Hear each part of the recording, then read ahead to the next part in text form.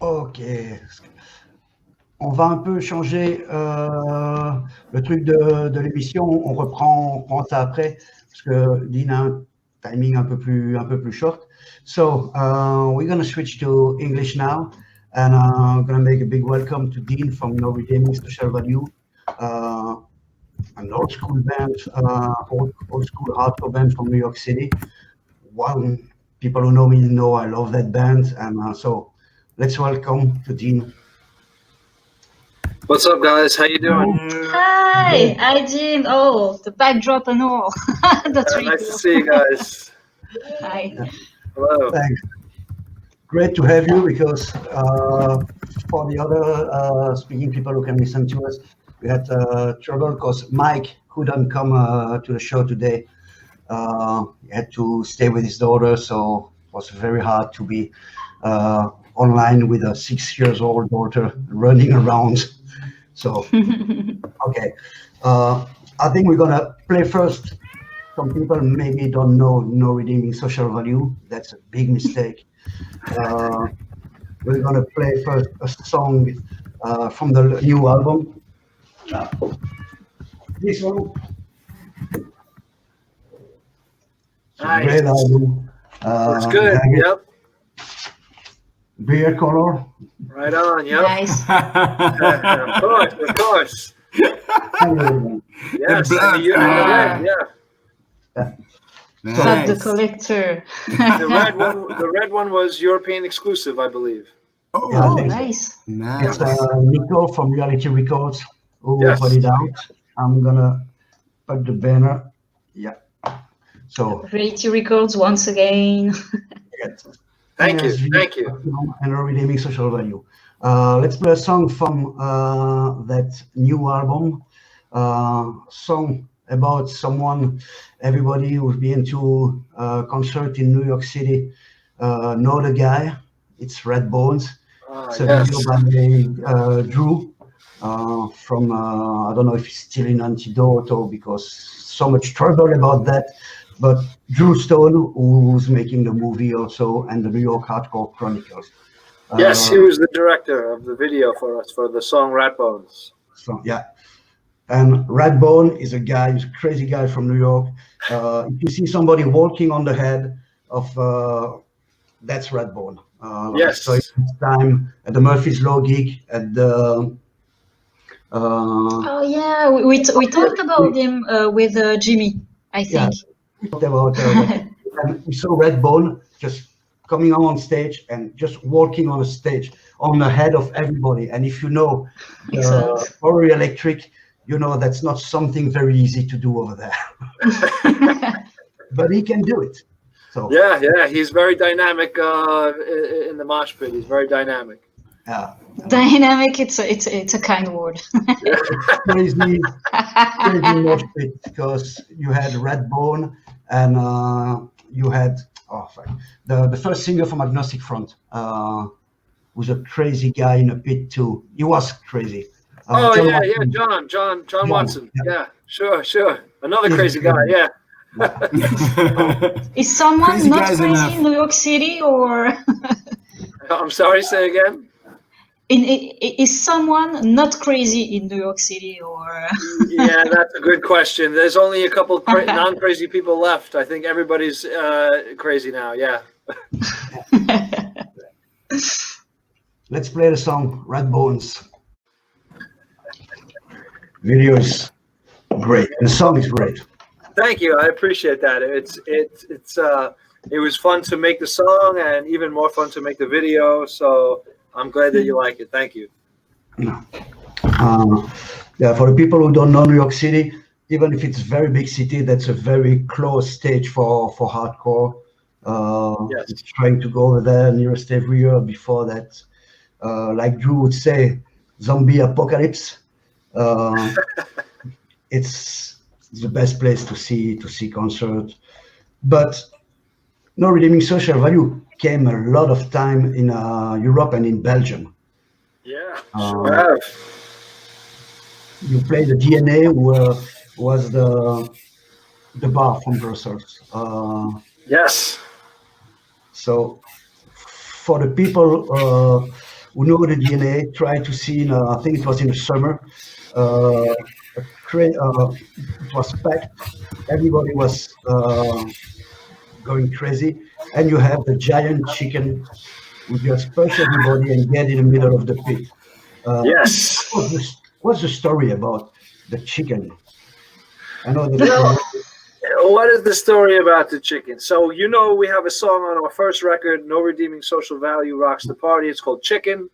Everybody knows that we love chicken. That's the lyrics. We love chicken.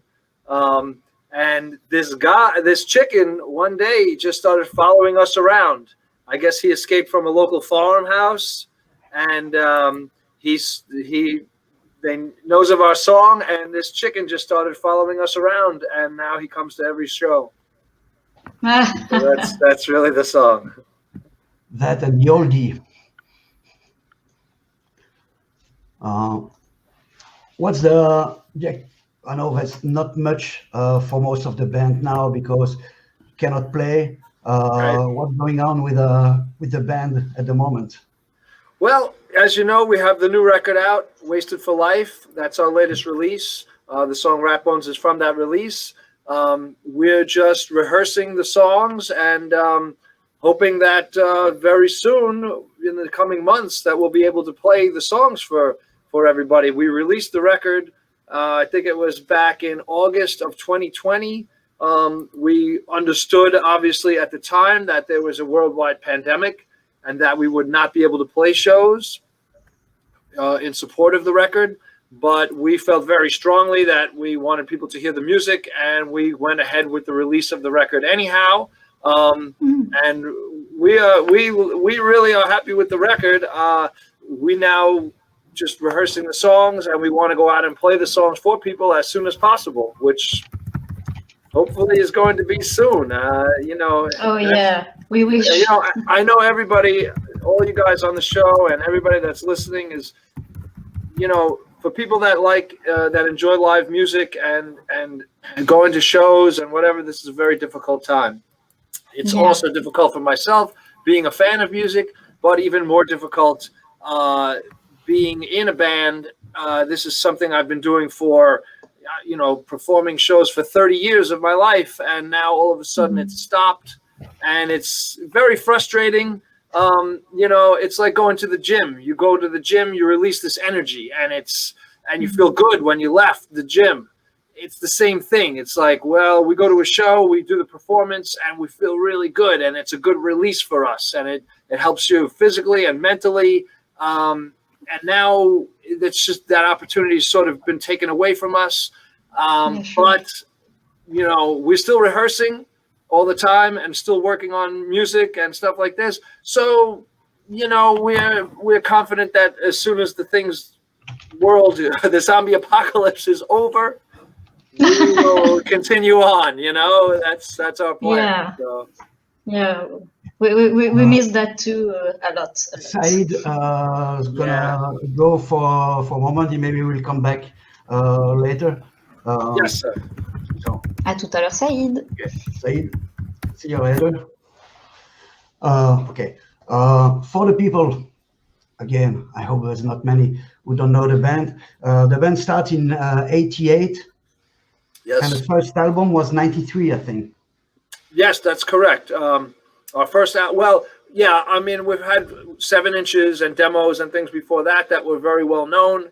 And then our first full-length album, LP, on Striving for Togetherness Records, came out I want to say 1995, maybe.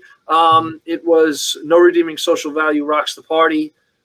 Previously to that, we had a 7-inch called Hardcore Your Lousy Ass Off. That was also very well known as well. And so, yeah, that was our introduction really to the world. People became you know, we started to tour in Europe at that time, so people started to get to know us a little bit more. Yeah, sorry at that time. And you were, if I remember good, in the first New York hardcore movie. Yes, that's right. We were in the New York hardcore NYHC. It was called by Velvet Productions, our good friend Frank Pavich. It was also released by Striving for Togetherness Records worldwide. We were featured in that movie with Madball and who else? District 9, VOD, Crown of Thorns. There was other groups as well. 108 was in that movie as well. And it showed a different, pictures of different people or different people's lifestyles within the hardcore scene. Like we were all part of one scene, but we're all very different people. Obviously 108, Madball, Vision of Disorder, and No Redeeming Social Value are three very different bands. Very different people in these bands, but we're all in the same hardcore scene, I thought it was a really cool movie for the time. It was a precursor to some of the movies that came out after it. I thought it was a pretty cool movie, and we were happy to be involved in that. It was great because at that time, the younger maybe don't know that, but there was no internet and there was no video of hardcore bands except the Cro-Mags who had that video on MTV or the channel. Right. If you like hardcore, there was no way. I'm 50 years old, so I knew that I was the early 80s into the hardcore scene, and you had to wait internet to see videos of the band you love. Yeah. I remember, now YouTube is such a big thing. And you can go on YouTube, and I do it all the time. I watch videos of my favorite band's live performances. So I'm watching, say Madball performances from Europe that I didn't attend the show, but I could see the video. It's really cool. Like back in the days, you couldn't do that. Like it certainly has changed the world quite a bit. Hardcore music has changed quite a bit as a result of it as well. The way that bands interact with people now. We were one of the first bands to put out a DVD. There was no really groups that put out DVDs before we did it. I think maybe I want to say maybe Pennywise or maybe the Casualties had like a home DVD or something, but then we made a DVD, and we were one of the first bands to be able to use that format to reach more people rather than just putting out a record or whatever. We were lucky to be able to do that. So, that was a good thing for us also visually. People want to see visual stuff. That's what it is. Yeah. You heard the song before you came in. Saïd and the other girls, they were more on the metal side of the show. We're more on the punk and hardcore. So yes. I think there's a song from No Redeeming who's very good to join both sides. There's a song called Heavy Metal. Yes. Yeah, that was a lot of fun to make that song. Yeah. We have a video for that song as well from our... Yeah, I like to see that again. That's a fun video. Even I enjoy that one. It was a fun one to make. And that's maybe the vision a lot of hardcore and punk people have of heavy metal. That's how we see you guys.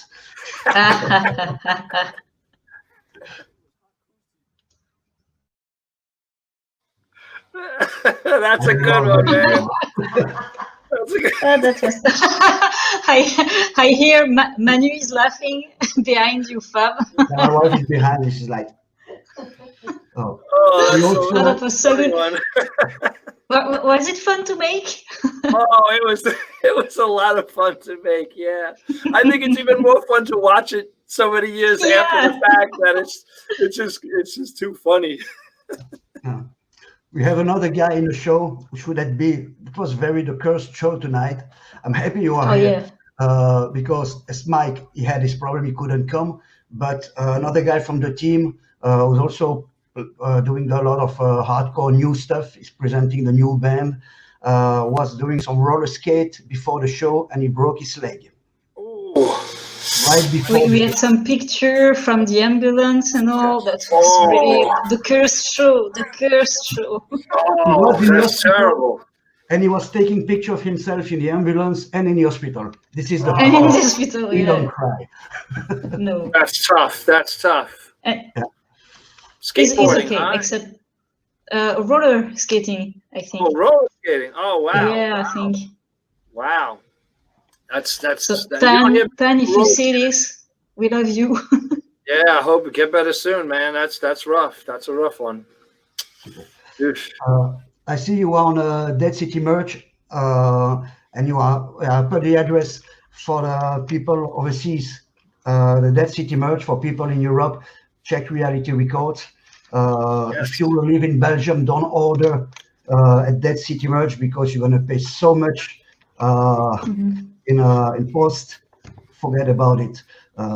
And for the US people, don't order at Reality Records. Yeah, Nico is nice, but about the price of shipping overseas. So that album, Murphy's Law, is also there. You know, I'm a big fan of Murphy's Law too, and Yes, Jimmy me is too. a very great friend. Yeah. I see you had some merch, No Redeeming Social Value and Murphy's Law. Yes. Dead City Records, who is our record company in the USA, they decided to make up like a special T-shirt for like the coronavirus pandemic thing, like with the theme of smashing the Corona, you know, the Corona beer bottle. It's a Mexican beer.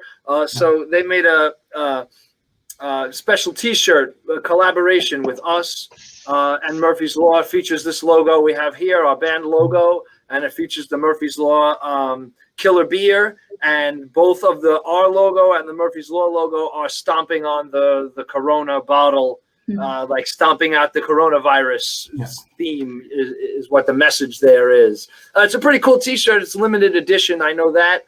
I don't know if they have any left. I know it sold pretty well. I'm not sure where it's at right now, but it's a pretty cool looking T-shirt. That's for sure. And I guess if you ever want to remember this period of time in our lives, this coronavirus time, that's the T-shirt that you should buy, I guess. Or I don't know if I want to remember it personally. I think I'd rather forget it. But it's a cool T-shirt either way. So, and that would be a great tour. Murphy's Law is good guys. I mean, I've known Jimmy and the guys in the band for years now. Locally, when we play in New York City, we play a lot of gigs with those guys. A lot of very well known and at this time, I guess you would consider like historic gigs that we played with those guys that we really like. Us and them together on one bill is like the party is. It's usually a very out of control, even for the guys in the band. So the More Beer tour. Oh man, yeah. I'm gonna play the song Beer now, but the Belgium edition where you see a lot of Duvel. Yes. And I want to dedicate that to Jimmy because he asked me to buy a whiskey made of Duvel. Wow. I got a bottle in the set behind me because he's collecting. He's crazy about Duvel beer. Yeah, it's awesome, man. Duvel is one of the best beers in the world. That's one of the world-class beers. Yeah, it's awesome. So let's hear that song, that the Beer Belgium edition video by No Redeeming Social Value. Yeah, that's a fun one also. I like that one too. Yeah. Hey, oh my Jimmy. God, the bubbly head. Yeah, it's Jimmy. Jimmy, all right. So. It was really fun to talk to. That was a good show with him. It was it was mind blowing, but it was really very cool. He's one of the most funny and honest guy I know in the scene because if he likes you, he likes you. If he don't, okay. But hide fast. That's something about the scene, I think, in New York and in hardcore in general. That's the people are true. Yes, agreed. And if you change and if you get out of the stage, some people are not welcome anymore. I'm not going to play a 25 Live song tonight, for example. Well, yeah, as you know, in the hardcore and punk rock scene, it's people are genuine, and that's a nice thing, like you showed the video before Heavy Metals the song that we made. I mean, we're big fans of heavy metal music too. I mean, I love heavy metal music. But the funny thing when we put on the wigs and we dress up and whatever, there's no real dressing up in the hardcore scene. Everybody is just the person that you see them on the stage, off the stage, at the job, at the show, it's all the same. So that's a nice thing to see, and it's nice to get to know people on that level, I think, you know. Yeah. It's one of the only scene where you can learn to know everybody who's in a scene. You know, Yeah. I was a kid. Agnostic Front was my favorite band. I was dreaming to see them on stage. Now they're all good friends. Yeah, that is a really cool thing. They are friends like Jimmy. If you want, go after the show. Don't need to wait to have to sign your record. Just go to the guys and talk to them. That's you don't know the hardcore scene people. Go there and talk to the guy. Have a beer. Okay, don't give a beer to the straight edge guy, but talk with them. That's the scene.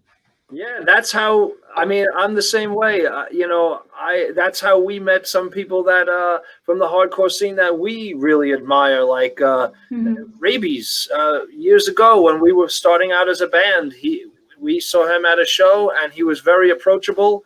And we went up to him, and we gave him the demo tape of our band, and he was very receptive to it. He called us on the phone and invited us to play a show with Warzone, and we were friends with him ever since.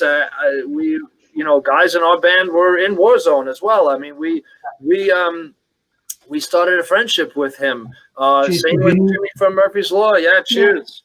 Yeah. We started a friendship with Jimmy from Murphy's Law and Vinny Stigma and a lot of these guys, and it was just from going to the shows and seeing them at the hardcore matinee and saying, "Hey, what's up? How you doing?" And you see each other for years and years and years. You just get to know each other and familiarize yourself with each other, and you become friends. And that's one of the best things about it, really. I think. I think that what keep the hardcore scene great is there's no money in it. So everything is done by people into hardcore. You don't do hardcore to make money. Yeah, right. There is passion. There is passion and an exchange between the bands and real, real intimity. I'm going to ask you a very tricky question. Yeah, sure. Who's the more funny guy, Stigma or Jimmy G? Oh, yeah, that's a tough one. That's tough. I could throw a third person in the mix there and say Paul Bearer from Sheer Terror also could be in league with those guys too. No, you can't do that. You can't do the question tougher. It's tough enough. No, there is rules. Don't do For that. the people who don't know Paul, you would think he's mad about you or he's always like, but I have a very strange sense of humor, but it's incredible. He told for last gig in Belgium 2 minutes about, you have to hold on because hardcore is a positive way and we all have to be together. Okay, next song is about suicide. Yeah, he's really he's an interesting guy as well. I mean, the Stigma and Jimmy from Murphy's Law and Paul, and there's so many characters in the hardcore scene that are sort of bigger than life people funny people and just regular people in their own light. Oh, you know who I would be really remiss if I didn't mention this one other person who personally I think is the funniest person in the entire hardcore scene. Jeff, the singer of Breakdown. He's the funniest guy that one of the funniest people I've ever met in my life. Literally anything he says on the stage makes me crack up and laugh. And Breakdown is like this tough band that sings like hard music, but when he comes out in between songs and he tells a story about his shoe was untied during the last song, and that's not hardcore, and that's he's a funny guy. He's just a really funny dude, But that's typical in hardcore. You can be very angry in your lyrics or have very fun lyrics, but you stay somebody positive. Okay, negative approach is not always so funny, but the music is so good. Yeah, sure, yeah. Negative Approach was one of the first hardcore bands I've ever heard in my life. The demo tape, I still have it, So it's We're talking about Warzone. You were singing with them at the Warzone at the Rabies tribute in Tompkins. Yeah, we did two. We did the first one at the Black and Blue Bowl, and then we did another one in Tompkins Square Park to raise money for a foundation that Rabies was very interested in for runaway kids. We played that gig. It was like one of the hottest days of the year in the summertime in New York City, but it was an outdoor gig, and there was like thousands of people there. It was really great. Everybody got a chance to do some vocals. I was one of the guys. Also, Mike, our old singer from No Redeeming Social Value, also joined us on that song. They had singers from all the other bands, Freddie Madball and who else? I think it was who else was there? I know Walter from Quicksand did a song previous to the to the Rabies tribute. He did a really great song also. Ratbones, our friend Ratbones did a couple of songs also. Our friend Mark from Shutdown did a couple of tunes as well. So yeah, it was a really cool time, man, and it was really great to be able to honor somebody that was so influential, I think, to all the people that performed that day. Warzone was such a big influence in New York hardcore, and to me, Warzone is my favorite New York hardcore band, and that's the style of New York hardcore. They're my favorite, and they really like exemplify to me what hardcore really is all about. It's about unity. It's about striving for a better way of life. It's about friendship and things like this. And that to me is, it was really cool to be able to be a part of that tribute. So that was a lot of fun for sure. I think have Rabies fired from the drum kit from Agnostic Front was one of the best stuff ever happened to hardcore music. Yes, I agree. Yes, he was really just a great front man, when No Redeeming Social Value plays, I always wear my work gloves, my Rabies gloves, and I do that to this day to honor his memory. I think it's always important to never forget Ray, and people say people say this when somebody passes away, never forget, but I never forgot that guy. I never will. He was a great guy. Really, really. He was the first guy to give No Redeeming Social Value a chance, a real chance at becoming a part of the hardcore scene and being able to play, shows at CBGB's and some of the better hardcore clubs and being able to get us out there and get us known. So I'll never forget him. He played Belgium a few times, and every time it was a blast. And in Brussels, I remember always take care of the younger kids who were there to have fun, but don't do the crowd killing stuff. Have fun without hurting each other on purpose, I would say. Yes. I think there should be more of that attitude. I think there should be more of that attitude in hardcore music. I look back to the old days when. I always considered No Redeeming Social Value more of a punk rock band. We were adopted into the hardcore scene, but we were always more of a punk rock mentality. And when I look back at the old punk rock shows of guys like Pogoing and just dancing around in their own place, there was no crowd killing mentality or anything like that. Really, I really enjoy that sort of thing, and everybody is just sort of friendly and stuff. And there's no tough guy crowd killing bullshit. To me, that's just like you're the hardest mosher. What do you fucking get a trophy for that? Come on, that's just stupid. Right. If it's not punk, it's not hardcore. Yes, hardcore is fun. I discovered hardcore. I went to see the Dead Kennedys with MDC back in 82, 83. That was one of the first hardcore gig in Belgium, and I was like, wow. My friend, it was like, oh no, that's too fast. And I was like, no, that is too fast. We didn't know it was called hardcore at that time. Wow, that's a great gig to see, man. Dead Kennedys and MDC. That's freaking awesome, man. That's so cool. My life changed that day. Yeah, I bet. To get back to a famous song, let's listen to Skinhead Rules, maybe. Yeah.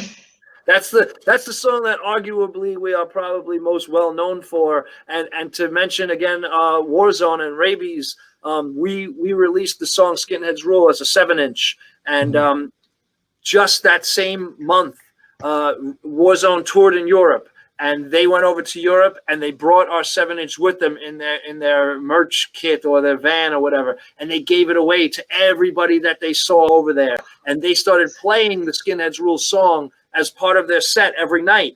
And we started getting, this was back in the day before internet, and we started getting letters written to us from Europe, like, please come and play here. Like, we heard Warzone playing your song. We love this Skinhead's Rule song. We love this. This is, this is really a cool song and stuff. And we were just so, blown away and flattered that Warzone would be playing our song on their tour. It was such like a big thing, and through that experience we've made a lot of lifelong friends in Europe, because those guys again gave us like they gave us the push. They believed in us, they liked what we were doing, and they put us over, man. They definitely put us over. So for the people, Skinhead Rules. Yep. That's an NYHC song. That's not a Warzone song. It's a way of life. Yes. Let's listen to it.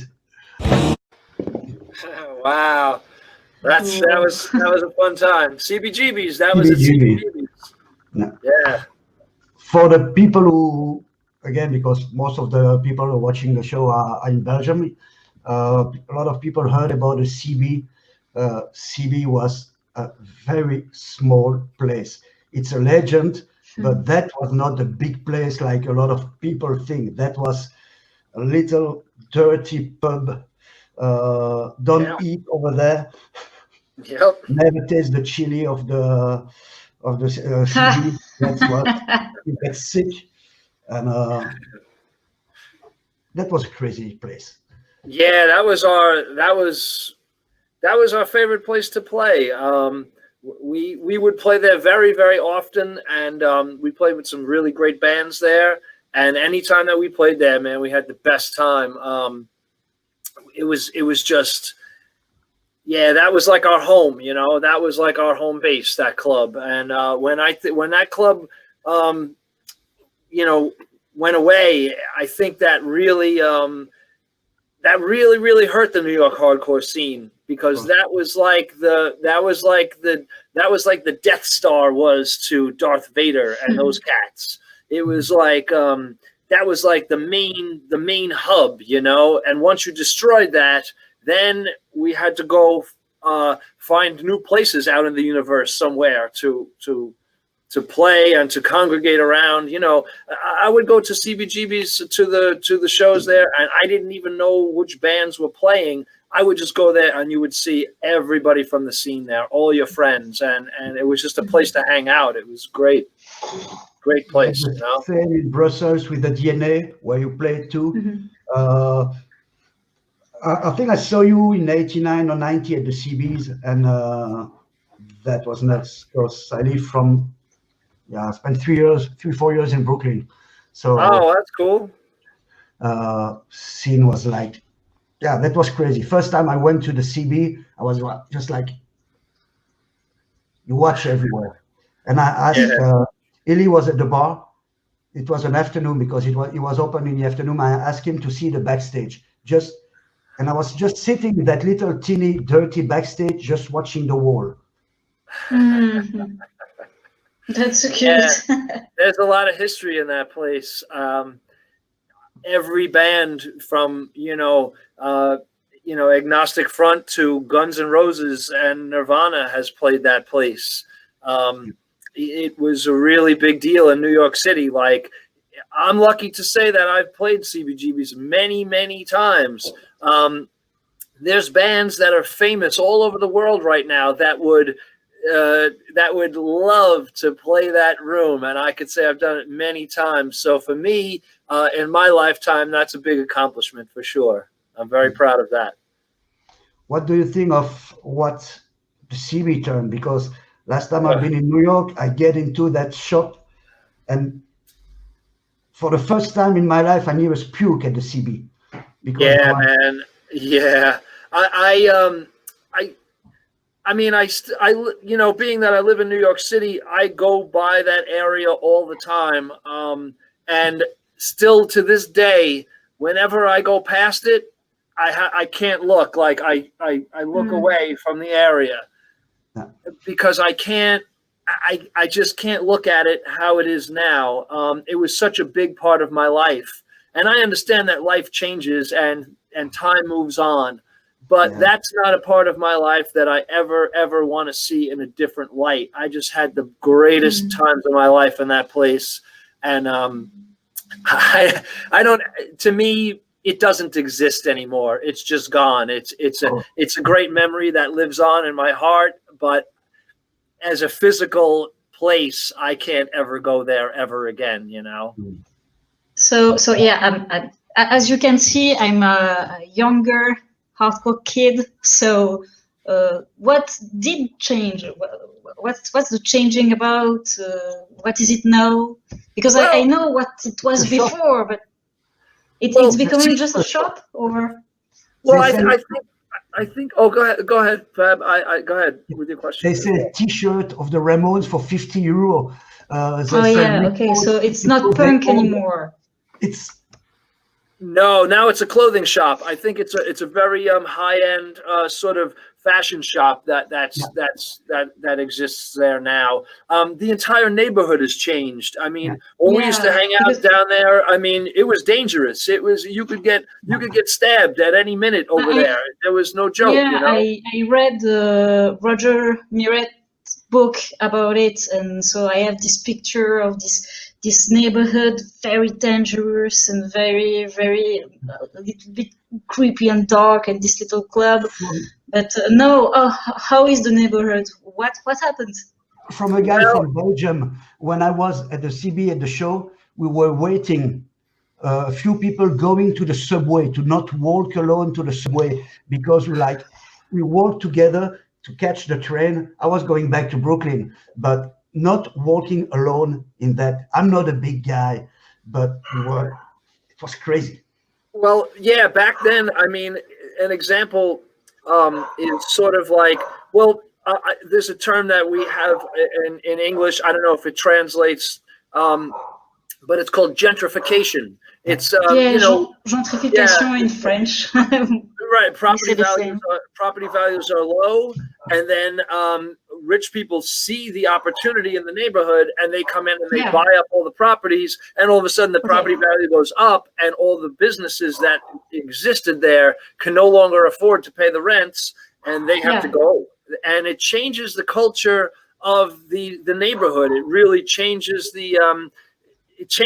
everything about the neighborhood. And that, you know, again, I understand nothing lasts forever. I get it. I really do understand, and I appreciate that to a certain extent.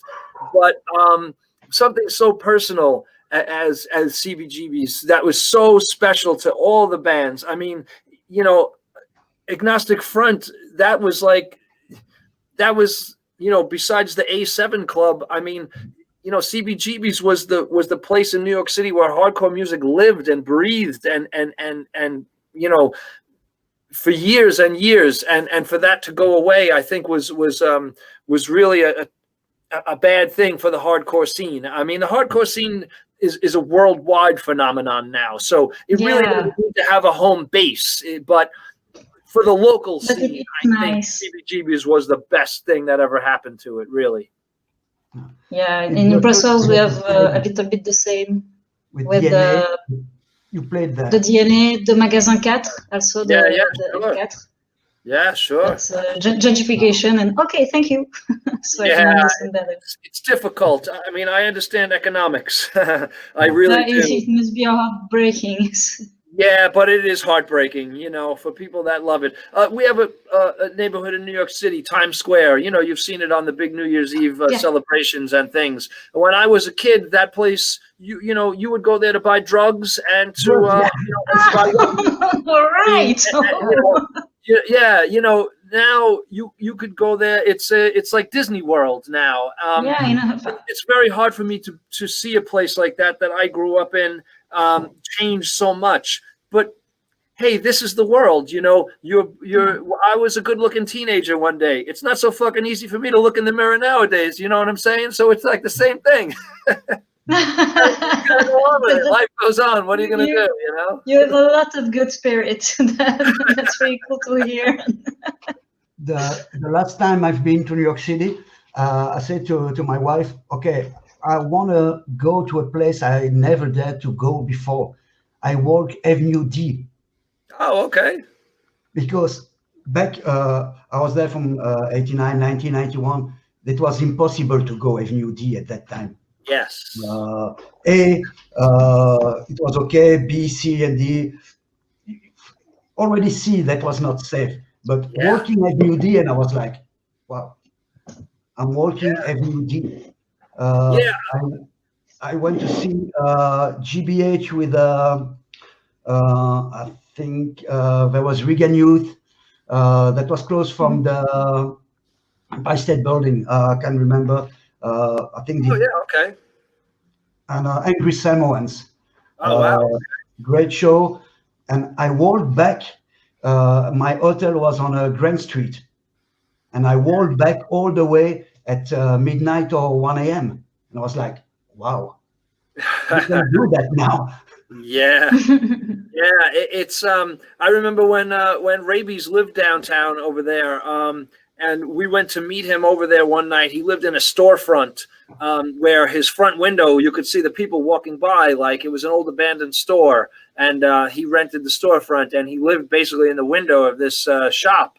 And we went down to meet him over there one night, and there was a park around the block from his house, and we couldn't, it was too early, like he wasn't home yet. So we were hanging out at this park, and when I say, I mean rats, dude, like there was rats like the size of like my head, and there was not like one or two rats, there was like hundreds and hundreds of rats, and it was like a carpet, just a moving carpet going back and forth in this one park.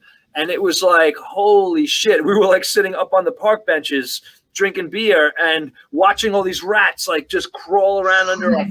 It was like insane. And now like that very same park is gone, and it's like a luxury like condo building or whatever. It's crazy, man. It's like things change quite a bit, especially that area, which used to be very dangerous, but now is very gentrified. Is there still some cool bars you like to hang out downtown? I would love to go to a bar and hang out, but with COVID, it's not possible. So I'm in my home, I'm drinking here, and that's what I do right now. But, cheers. Cheers. So yeah, but I like to go to, I like to go. I know if there's a hardcore show going on, like I like to go to A7. A7 is or Niagara. It's called Niagara Bar now. It's a classic New York City bar that's downtown Manhattan.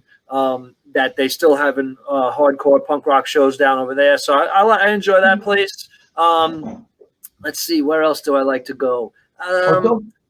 There's a couple of like just local neighborhood bars right around my neighborhood that I could walk to. So this way there's no driving involved and stuff like that. But not hardcore bars, but just regular, like the old guys are watching you were reading the newspaper or watching the races on TV or something like that. But stuff like that. Listen, bottom line, I'll go anywhere where they have alcohol. So any bar is good for me. As long as there's alcohol there, it's good for me. I like it. So. Like my wife said, Clockworks and Otto. Those are cool bars. Otto bar. Yeah, I mean the Otto Shrunken Head. Yeah, that's a cool place. That's a cool place for sure. They got a good theme and stuff. They do. They have DJs and whatnot. I DJ when I go in New York. Every time I DJ with Pat Pervert Pasquale. Oh yeah, oh that's we did cool. on the That's first cool. day. Nice, that's cool. And last time we were there, I played, and the guy DJing after us, it was the brother of Armand from Sick of It All. Oh really? Oh, that's pretty cool. He's Nice. a DJ there. That's cool. But at the Clockwork, at the barman called Boogie, you can have for $5 a Budweiser and a shot of alcohol. That's sure. Very cool. That's really downtown good. New York. Yeah, there's another place, Double Down Saloon. They have Yeah. deals like that, Double Down, and yeah, there's some good places around. You know, still good local neighborhood bars. Not everything is totally gentrified in New York. There's some very, very authentic places. You got to just find them. That's all. You know, you got to be not afraid. If you're traveling to New York City, you go to where the local people live. You go to the neighborhoods. You go to Brooklyn. You go to the Bronx. You come to Queens, and you know, there's a lot of great places to see and culture to experience here, which is, you know, that's why I still live here. You know, I love New York City. Yeah. Let's play another song. We'll talk about that song after, but I think that's not an original song, but it has a big link to your band. Okay.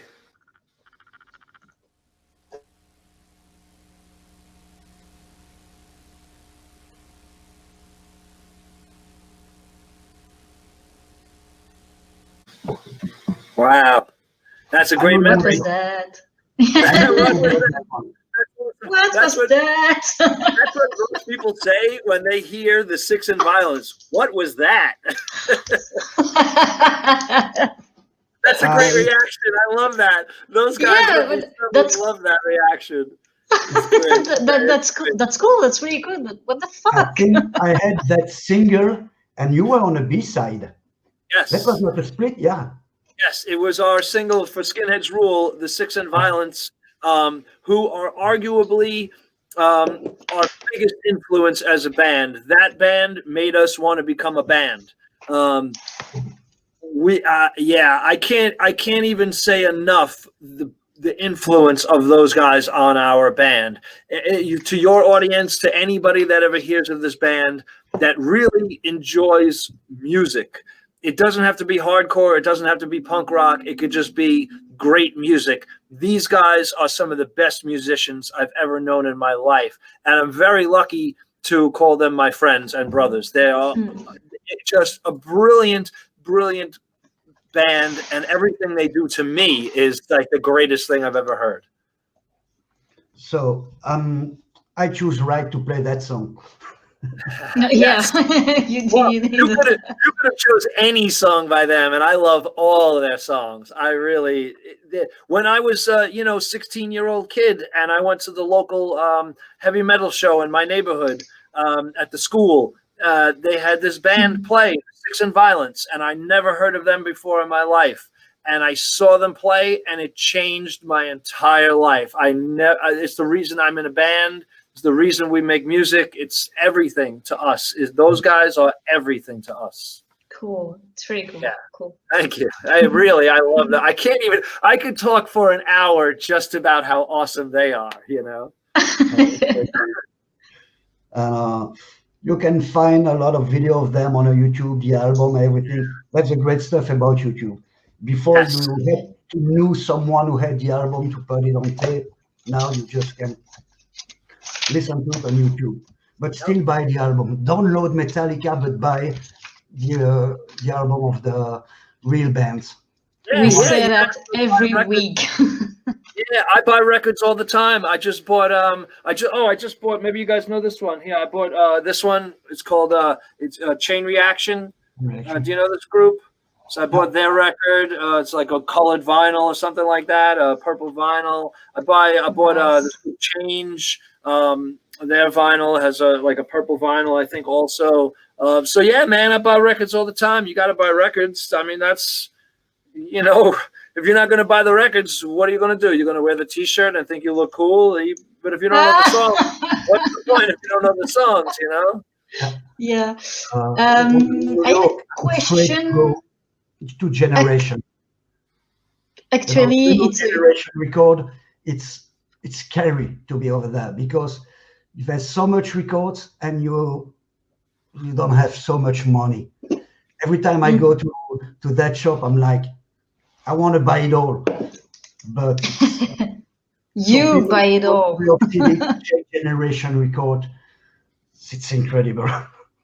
Yeah, it's Generation Records. They're big supporters of the New York hardcore scene, and they always carry our records. Our new record, Wasted for Life. They have that there. They have our single that we released on Pitchfork. They have that there as well. They have any you name it. They got it over there. I mean, I'm a fan of all kinds of music, and that's the best store in New York City to buy it at for sure. Ash, you were saying you have a question? Yeah, I was saying I have a question. It's an easy question, but I like to ask it to everybody. If you have to choose 3 bands that you like the best, what is it? I know it's not easy, but very hard one. Some band. I know. I Any like style of music? Any kind of music, yeah. Okay. So, well, I will say for sure then I like the best. I'm going to say the band that we just heard, the Sex and Violence. Sex and Violence, yeah. Is 1 for sure. 3 is really hard, but I'll say Sex and Violence is 1 for sure. I would say, I mean, I'm a big fan of Led Zeppelin. I think they're one of the greatest groups to ever make music in the world. I enjoy their music. I like to play the guitar, and I like to think that I could one day play as good as Jimmy Page, but that will never happen. I also really I enjoy Frank Zappa. That's a really good choice. Yeah, I think he's a brilliant musician. That's actually where we got the name of our band. No Redeeming Social Value is from a Frank Zappa reference.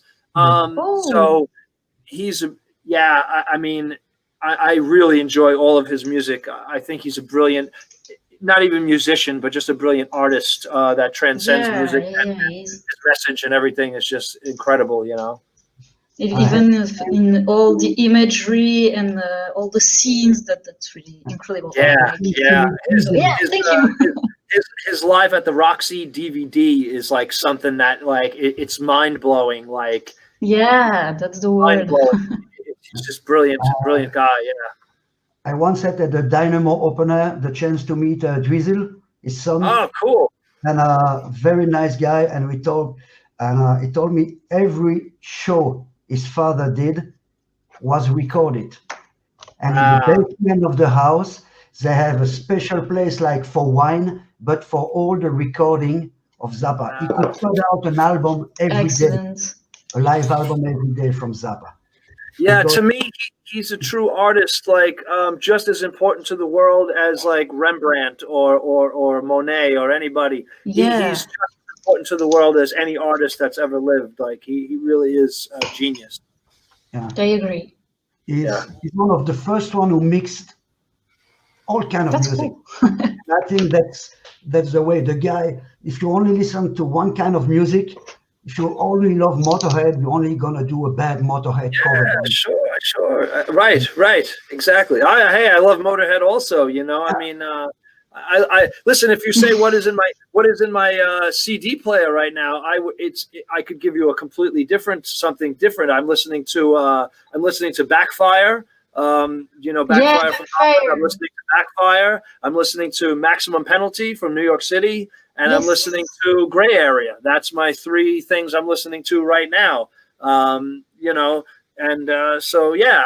But I like all kinds of music. I like every kind. I like jazz. I'm a very big into. I enjoy jazz music, all forms, contemporary jazz primarily. I really like all kinds of music. Yeah. I received a pack. Discogs is my addiction. I can say it is really. That's what I received today. A George Thorogood album. Oh, sure. Yeah. A Beastie Boys album. Oh, I have that one. Yeah, that's cool. A White Snake, the live old school White Snake. One also. Yeah, cool. And a guy from the Lower East Side, Ming DeVille. Oh, okay. A Molly Hatchet. Oh, Molly Hatchet. Yeah. And a Tool, even. Oh, cool! All right. Even a Tool. Oh, yeah. That's a first one for you, Fab. There's no hardcore in that stuff. No, see, yeah. I mean, I have a lot of different kind of music too that I really enjoy listening to. Not just hardcore, but everything. You know, like I said, Frank Zappa, Led Zeppelin. I mean, I grew up listening to bands like the Kinks, and you know, I didn't know what punk rock music was. In my neighborhood, we listened to the Clash. We listened to Run DMC. We listened to breakdancing was very big at the time in my neighborhood, and we listened to all the artists that were doing that type of stuff. From the Queens, right? It was cool, man. Like I like everything, you know. You are original from the Queens, right? Yes, still living here, still in Queens, baby, still here, never leave. Always Queens. Born and raised. The biggest mix of influence I saw in one town. There's people from all over the world in Queens. That's crazy. Yes, that is very like. That's why I stay here in Queens. I'm very I'm very proud of the fact that the city that I live in has the most culturally diverse makeup from any other city in the whole world. We have people here in Queens, living in Queens, New York. It's the most culturally diverse city in the world. More than Brooklyn, more than Manhattan, more than Paris, more than anywhere in the world. Where I live has people from everywhere in the world, every country in the world, and that to me is like, that's my culture. That's awesome. I love that. You know, that to me is the best. Somebody was talking about Swish, band where you were singing with Franco from Awkward Thought. Yes, it was. It was a project that was conceived by John Franco from Awkward Thought and Richie from Backfire. Richie came to stay at my apartment many years ago, and he was also staying with John Franco at the time, and he wanted to make some music while he was here. He was staying here for a couple of months, I think, and that's when I became very close with Richie, and we made a band called Swish together. We wrote some songs, Richie and John, and we went down to a studio, and in like one session, we recorded all the songs, and it just, it was like, to me, you know, I've been in No Redeeming Social Value for 30 years now, but Swish is the project or the music that I am the most proud of, I would say. 30 years, that's so old I am.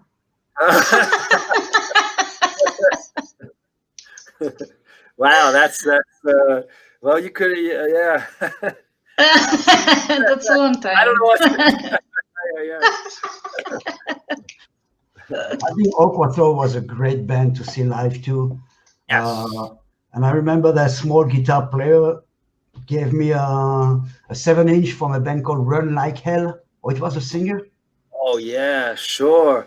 Yeah, they're a great band too. Run Like Hell is another great. They are more of like a street rock oi band, and they're a really great band too. Yeah, their record is awesome. Sure, big influence on me. I listen to that one all the time too. Sure. Okay, there was a serious question as a New Yorker, and many people say the best pizza are coming from New York. So, very serious question.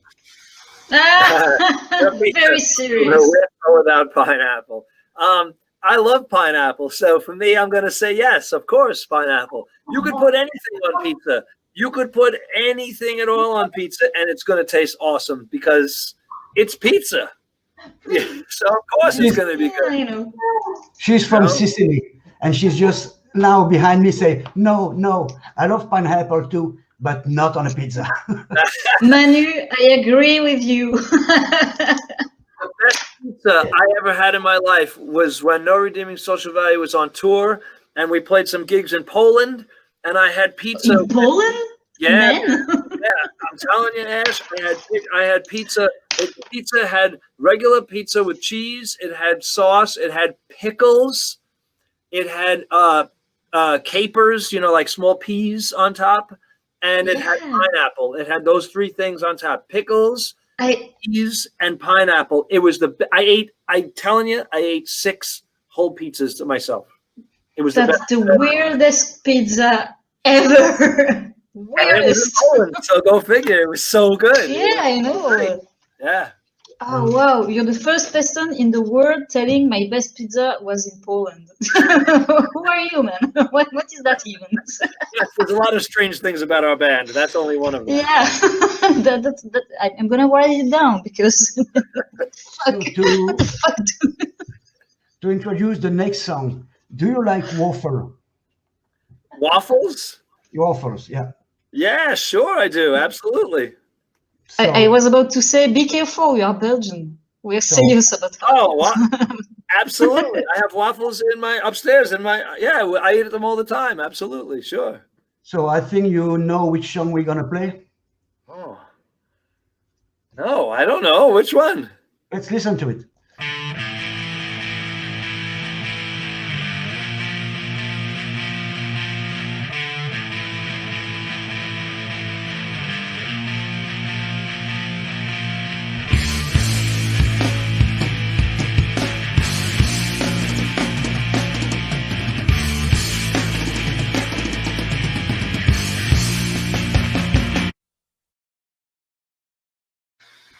Wow, that was cool to see that, man.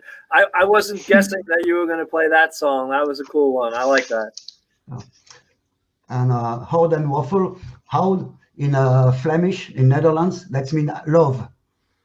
Oh, really? Yeah. Yeah. I suppose that was Richie who wrote those lyrics. Yes, Richie wrote the lyrics. Yes, for sure.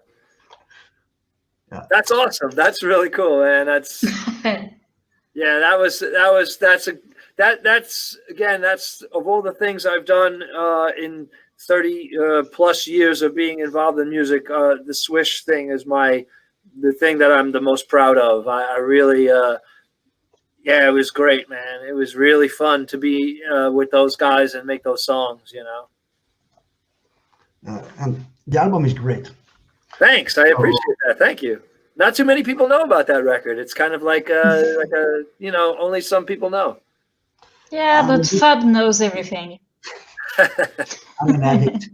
Like an encyclopedia. Yeah. That's it.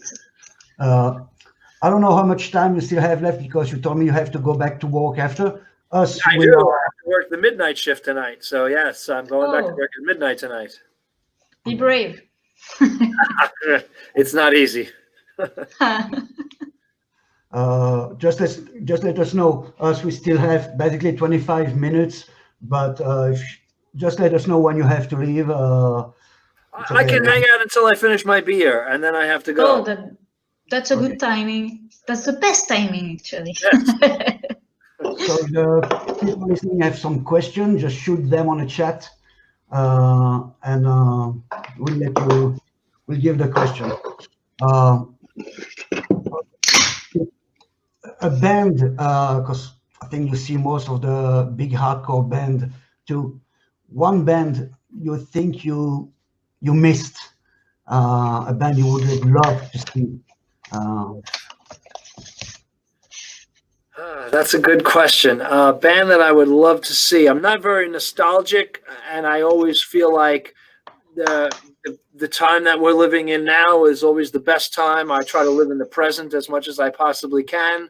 I don't really look back in life and say, oh, I wish I could have done this. I wish I could have done that. I try to do every single thing that I ever want to do because, life is short. But yeah, I mean, music passes you by. And if there's ever a group that I ever wanted to see, I would have to say for sure, I had a chance when I was a young kid to see this group at Madison Square Garden, but I didn't go. I passed it up. Run DMC. I would love to see them in their prime. That would have been really great for me to see. That would be, if I had to say one group, I would say Run DMC for sure. They're also from Queens, New York. I mean, I've met them before, individually. I've never seen them play a concert. Unfortunately, I would have loved to have seen them back in the days. As far as hardcore bands go, I don't know. Like, I've seen a lot of hardcore bands. I've seen all of my favorites, I think, over the years.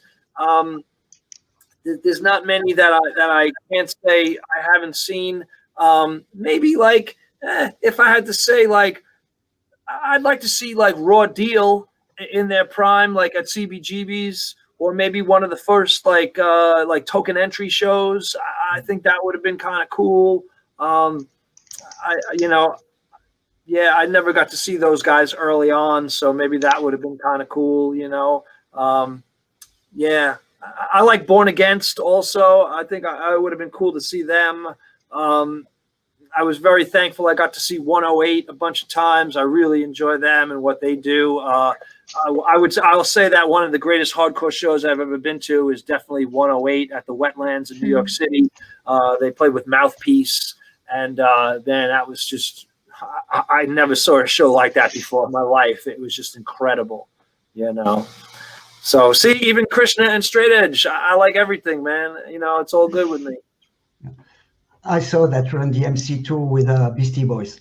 Oh man, what? That's cool. Wow, that's awesome. Did you see it in the US or you saw it in Belgium? In Belgium. Wow. Early 86, 87, I think. And the funny stuff is Beastie Boys never played the song everybody was waiting. That's the Fight for Your Right.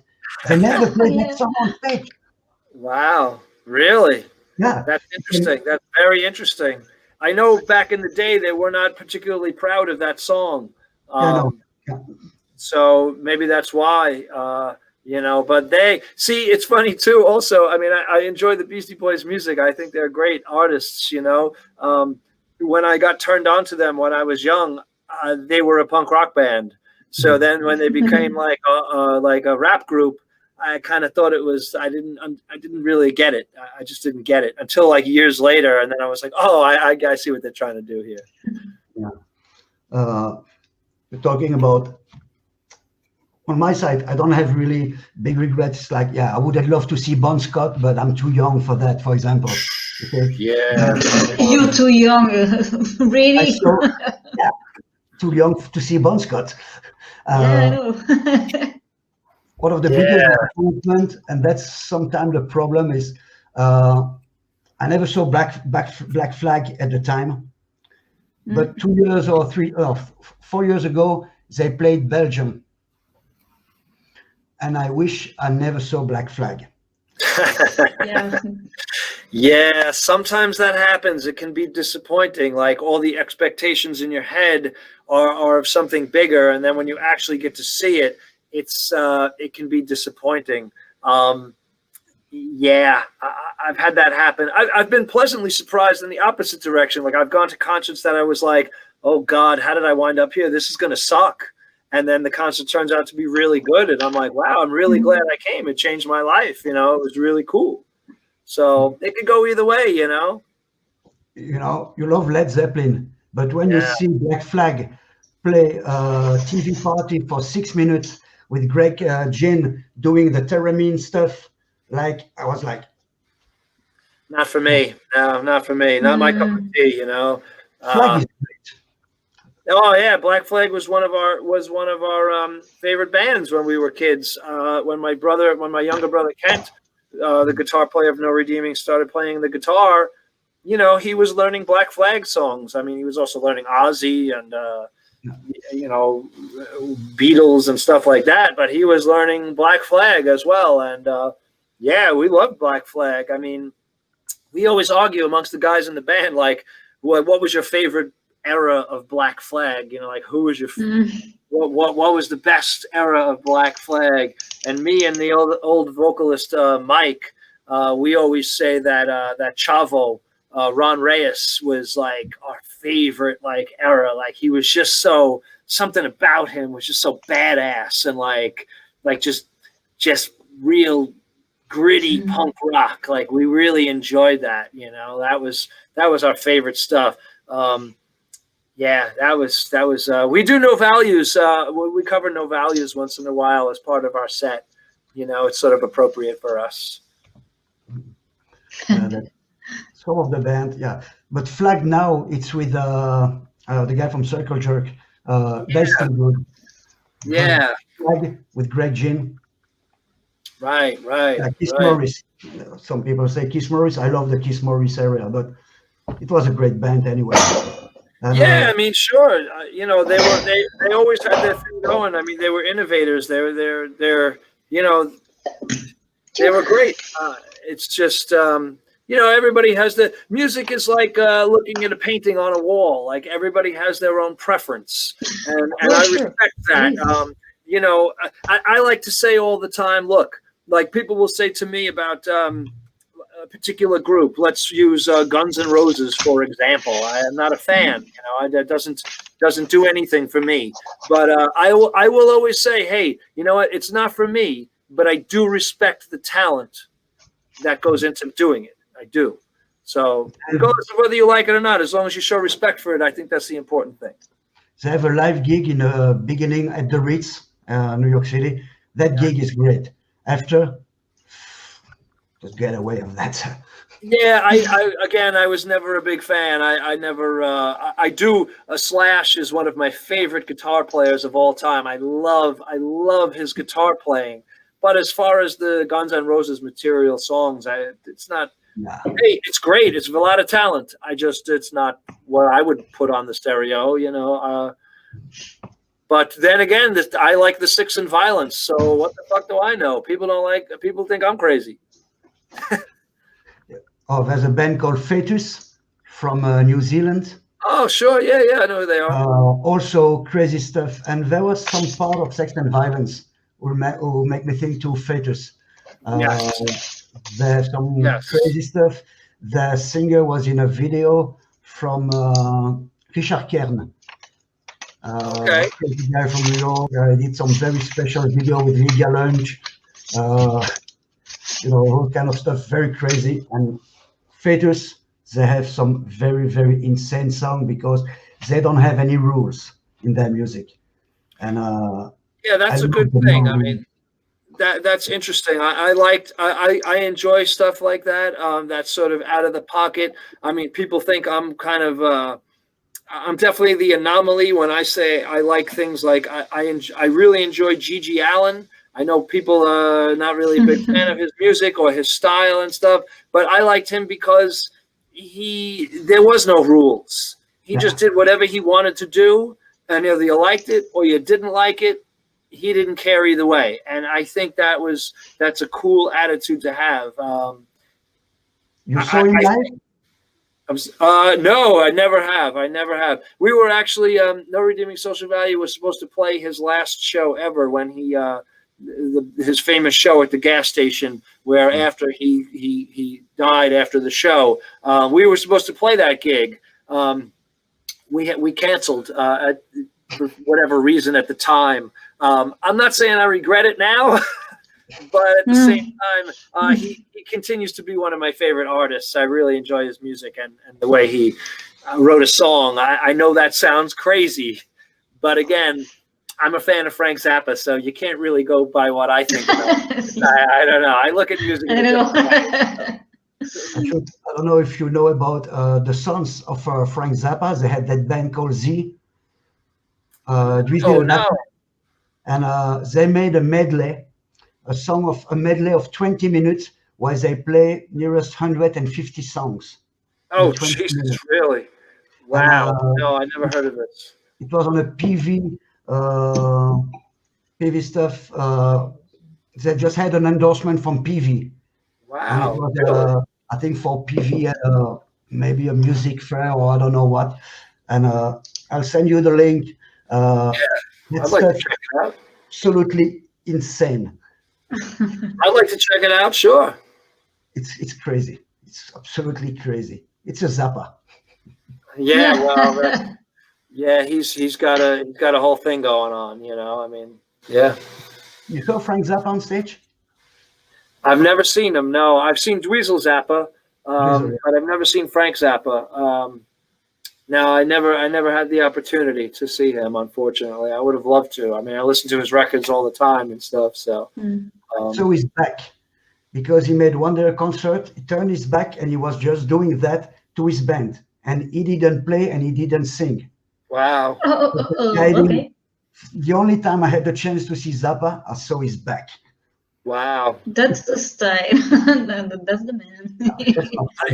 I used to talk to my friend from the group Kill Your Idols, Andy, the singer of Kill Your Idols, is a close friend, and we would talk a lot of times about Frank Zappa because Andy has seen him a number of times in concert, and he was a big fan also. So we would talk a lot about Frank Zappa as well. So that's he was. I mean, he's still. He major influence. I mean, we got our name from Frank Zappa, so it's a major influence for us. Yeah. The only guy I see close from him, not close, but in the same way, that's a guy like Mike Patton who can do any kind of music. I was thinking about Mike Patton. Yeah.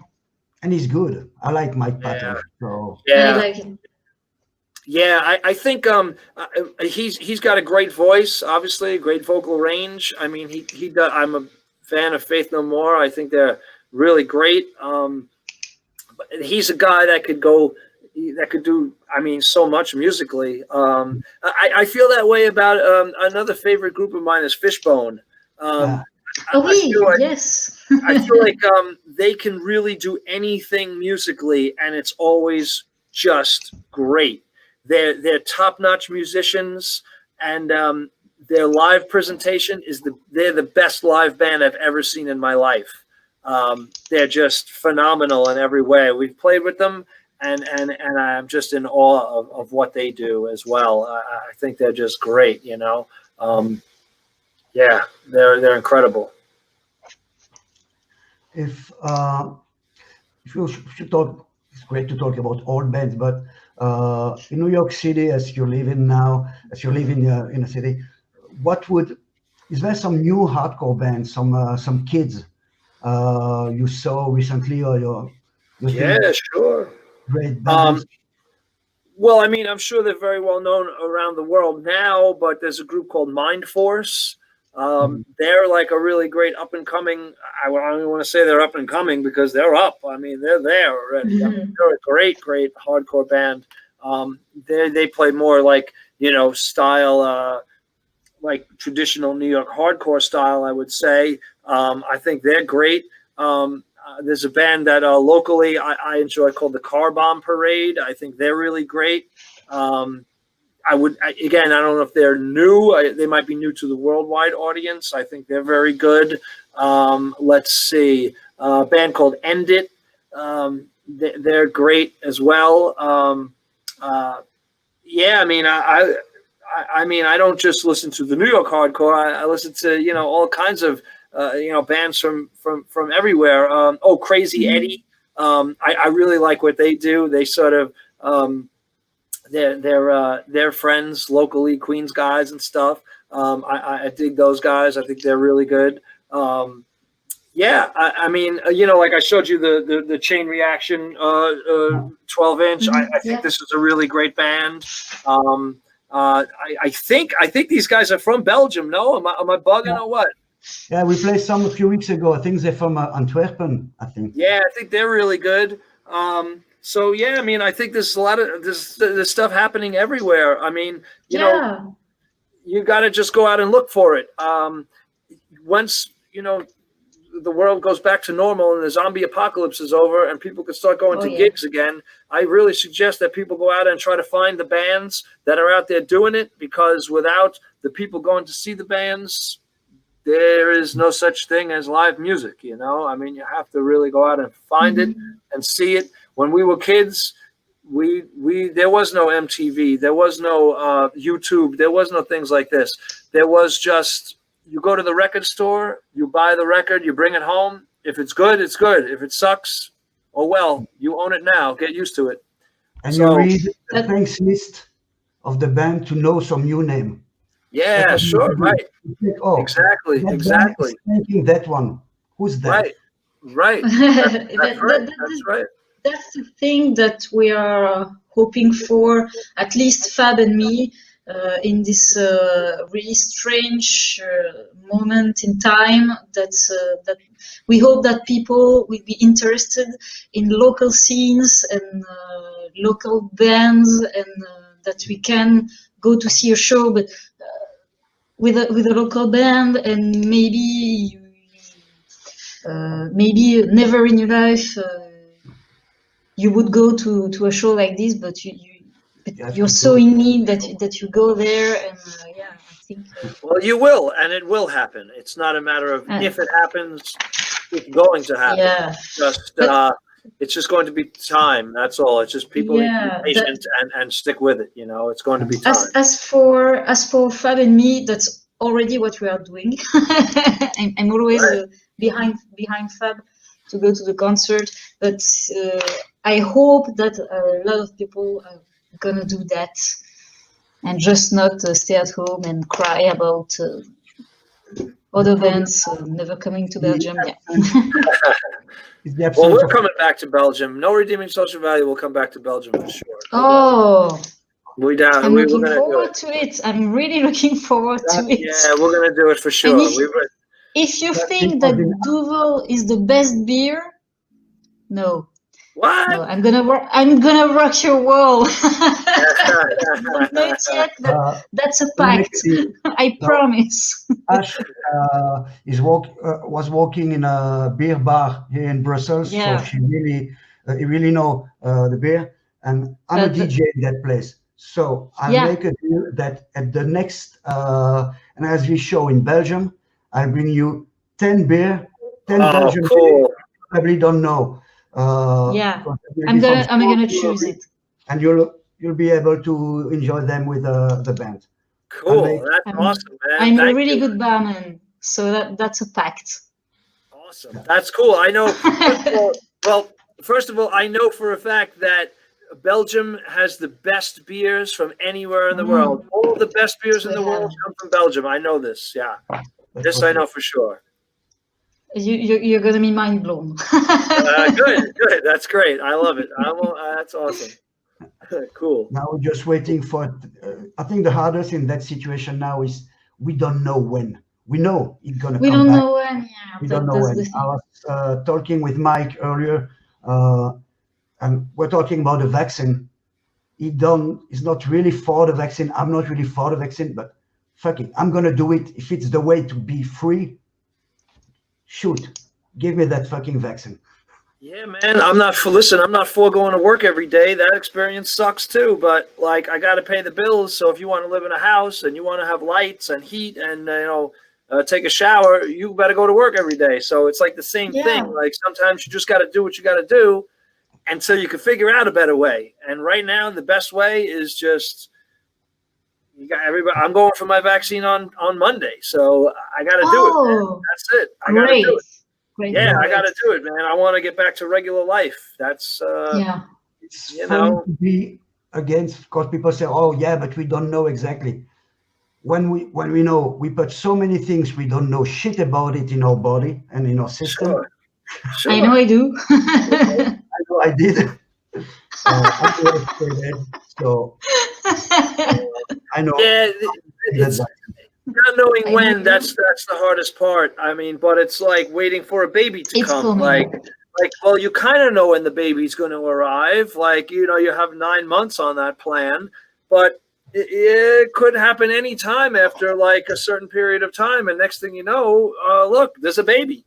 So get ready, everybody. Get ready because the world you have to do it. The zombie apocalypse has to end. The world has to go back to normal at some time. So acceptance is another thing. Patience is great, but then acceptance is another part. And we have to accept the fact that, hey, look, you want to get back to it? This is what we got to do. Just like accepting the fact that, shit, I got to go to work. If I want to keep the lights on and pay the bills and do all this normal stuff of life, you have to fucking go to work. That's just the way it is in life. You can argue it, but at the end of the day, it doesn't matter. You have to do it. You have to do certain things. Great words. And I'm the most punk rock person you ever want to meet. Like my mentality is punk rock all the time. Like you know, I'm the type of person, like, I hate the system. I hate the government. I fucking hate going to work. I fucking hate people telling me what to do. I hate fucking everything that somebody tells me. But you know what? Sometimes it's just like, hey man, well, you gotta watch your choice. You gotta do this thing. That's it, man. You just gotta do it. End of story. So that's what it is. You know? Preach. You know? I promise you at your next gig in Belgium, Brussels TV will make a special for that one, and more than the Brussels TV, because we did that because of that fucking pandemic, to try to stay together and to see each other. Right. Used to people because there's no more concerts, so it was like, yeah, let's do that.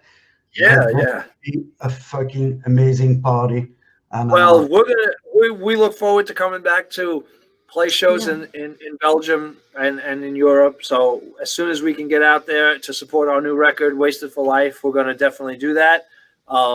And, you know, we want to see everybody, that all our friends from out there, you guys, and just to have an awesome party and sing the songs with us. And it's going to be fun. You know, I mean, I appreciate you guys having me on the show. Like I said, I'm done with my beer now, so that's it.